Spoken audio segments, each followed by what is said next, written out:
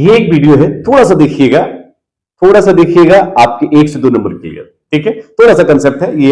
Chapter का नाम है एटम। एटम में जो डिफरेंट सीरीज थे, आपने केमिस्ट्री में पढ़ा होगा, उन सीरीज को एक बार हम एक्सप्लेन कर देते हैं, देख लीजिएगा, वहां से सवाल आ जाएगा। ठीक है, आइए बात करते हैं।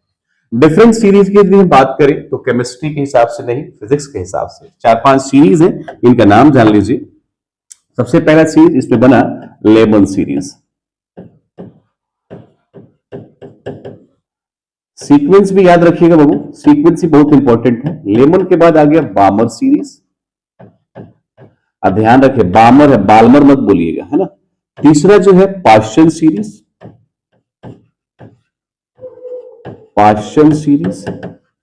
और चौथा जो है वो है ब्रैकेट सीरीज। और पांचवा जो है वो है पीफंड सीरीज। ये सब सीरीज याद रखना है बच्चा, सब सीरीज याद रखना है, सीक्वेंस याद रखना है। यहां से क्वेश्चन किस तरीके का आता है, बस इस चीज को थोड़ा सा ध्यान में रखिएगा।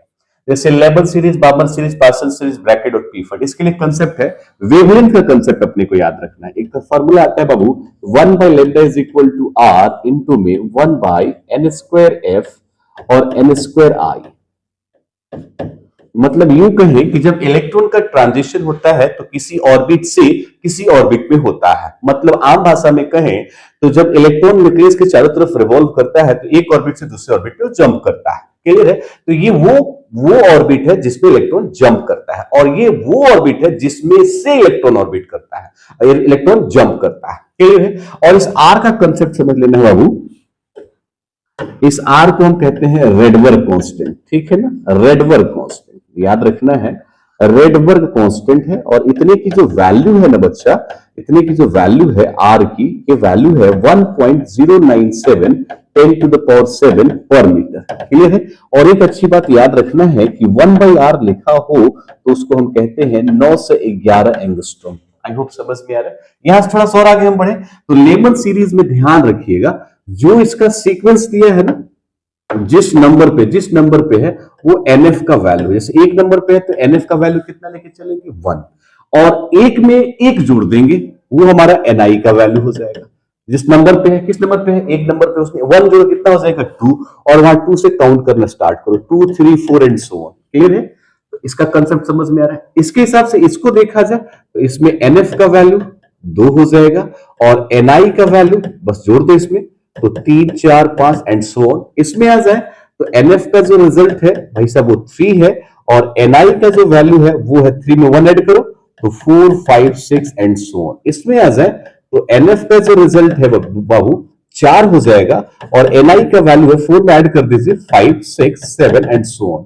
यहां पर आ जाए तो NF इज इक्वल टू 5 हो जाएगा। जिस नंबर पे है जो सीरीज उसे रख लीजिए, वो NF का वैल्यू है, और उसमें एक जोड़ दीजिए 5 के बाद, तो वो किसका वैल्यू हो जाएगा, NI का वैल्यू हो जाएगा। एक चीज क्लियर हो गया। दूसरा चीज आप क्लियर कर लीजिए, पहले लेटर्स याद रखिएगा, L है, B है, P है, B है, P है। याद करने का तरीका, लाल बहादुर परसों भड़क के फट गए, ऐसे याद कर लीजिए। लाल बहादुर परसों भड़क के फट गए, अन्ना तो लो ब्लड प्रेशर, फिर ब्लड प्रेशर, चाहे ऐसे याद करो, LB चौधरी पकड़ी मोड़ पर भड़क के फट गए, बताना मत किसी को। यहां आ जाए तो NI का वैल्यू कितना हो जाएगा, 6। तो आप समझ गए। अब इन्हीं की वैल्यू बाबू यदि हम इस फॉर्मूले में रखें ना, तो हमको एक कंसेप्ट मिलता है जिसमें हम लैम्डा मैक्स की वैल्यू निकालते हैं और लैम्डा मिनिमम की वैल्यू निकालते हैं। इन दोनों के बीच जैसे ही हम वैल्यू फाइंड करते हैं अलग अलग सीरीज में, तो एक सीरीज का पैटर्न हम आपको समझाएं कि लेमन सीरीज में इलेक्ट्रॉन जो है दूसरे ऑर्बिट से, तीसरे ऑर्बिट से, चौथे ऑर्बिट से जंप करेगा, किस ऑर्बिट में, 1 में। बामर सीरीज में इलेक्ट्रॉन जो है इन ऑर्बिटों से जंप करेगा और इसमें जंप करेगा, मींस इन ऑर्बिटों में इलेक्ट्रॉन का ट्रांजिशन होगा। जब ट्रांजिशन होगा बाबू तो याद रखना है अपने को, बड़े प्यार से याद रखिएगा कि जैसे ही लेमन सीरीज की बात आएगी तो इसमें एक सीरीज रीजन आएगा जिसको बोलेंगे अल्ट्रा वायलेट रीजन। याद रख लेना है, पेपर में यही आएगा। कौन सा रीजन, अल्ट्रा वायलेट रीजन। और इसमें आएगा, याद रखना है, विजिबल रीजन। कौन सा रीजन, विजिबल रीजन। और इसमें आएगा इंफ्रारेड, और इसमें भी आएगा इंफ्रारेड और इसमें भी आएगा इंफ्रारेड। तो कंसेप्ट याद रखिएगा, यूवी में 3 बार आई, ध्यान रखिएगा, यूवी में कितनी बार आई? 3 बार आई। तो क्वेश्चन पूछता है कि बामर सीरीज में कौन सा रीजन आता है, तो अपने क्या बताना है?